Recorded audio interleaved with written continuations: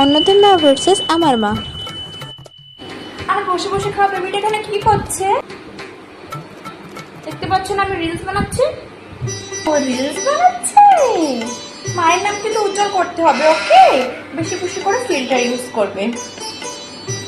Baby তুমি কখন eating করবে? রিলস বানাতে বানাতে ক্লান্ত হয়ে যাচ্ছ। মম, আমি তোমাকে কতবার বলবো আমি তোমাকে রিলস বানিয়ে উদ্ধার করছি। এখানে খাবো আমি, এখানে আমার ইটিং নিয়ে এসো। কালকে আমার পরীক্ষা, আমার কিচ্ছু হবে না, এবার কি করি?